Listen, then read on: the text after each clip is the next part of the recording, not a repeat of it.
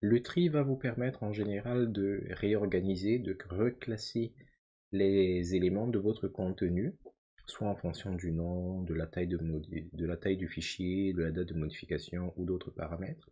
Par contre, le filtre va vous permettre de n'afficher dans votre environnement que les éléments qui correspondent à certains critères ou mots-clés que vous allez saisir. Donc par exemple ici, je suis au niveau de la page d'accueil de mon OneDrive. Je peux filtrer les fichiers qui sont affichés dans leur ensemble. Et je peux filtrer soit par le nom du fichier, soit par le propriétaire, ou du moins les personnes qui sont intervenues sur le fichier. Donc ici, je n'en ai pas suffisamment, mais juste pour que vous voyez. Donc si par exemple, je tape le mot-clé 2, il va analyser soit dans le nom du fichier, soit dans le nom de ceux qui ont manipulé le fichier, si ce mot-clé se retrouve quelque part. Et il va le mettre en surbrillance et afficher les fichiers en question. Autre particularité de ce filtre qui se trouve au niveau de la page d'accueil, c'est qu'il est instantané, en ce sens que aussitôt que vous êtes en train de saisir le ou les mots-clés, il va mettre à jour l'affichage des fichiers concernés ici, là. Donc, vous n'avez pas besoin de taper quelque chose, puis d'appuyer sur Entrée pour valider. Donc, si on revient par exemple ici, alors j'ai différents fichiers.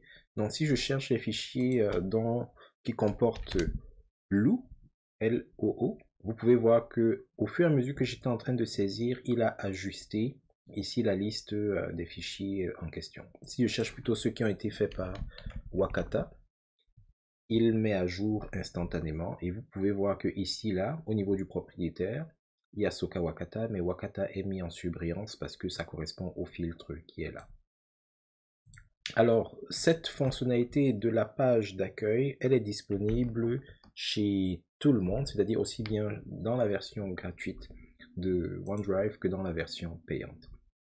Si par contre vous venez au sein de vos dossiers qui sont dans votre espace virtuel et que vous essayez de filtrer, vous allez vous rendre compte que dans la version gratuite, cette fonctionnalité n'est pas là. Donc, vous n'avez pas la possibilité de filtrer par nom, par date de modification, ni par taille de fichier. Par contre, dans la version professionnelle ou les versions payantes, vous allez constater que au niveau du nom, en fait pas forcément du nom, il y a certaines colonnes avec lesquelles ça marche. Donc par exemple ici là au niveau de la date de modification, vous pouvez filtrer par la date de modification. Ça fait que si vous avez différentes dates de modification, vous pouvez demander au système d'afficher les fichiers qui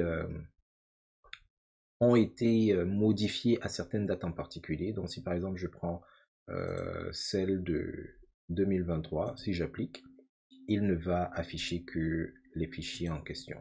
Et quand le filtre est activé, à côté du nom de la colonne, vous aurez le symbole d'un entonnoir comme c'est là. Donc si vous voulez désactiver, il vous suffit de... En fait, le plus simple, c'est de cliquer ici sur effacer les filtres. Vous les effacez totalement. Alors, les filtres sont disponibles pour les champs de type date, comme la date de modification. Vous avez également les modificateurs. Donc ici, il n'y a que moi qui ai manipulé les fichiers. Mais si par exemple, j'étais dans un dossier où des collègues ou des membres de la famille avaient créé et modifié des fichiers, j'aurais été capable de filtrer par modificateur. Vous avez également... Ah ben c'est tout. Donc vous avez les dates de modification ainsi que les modificateurs par lesquels vous pouvez filtrer les différents fichiers.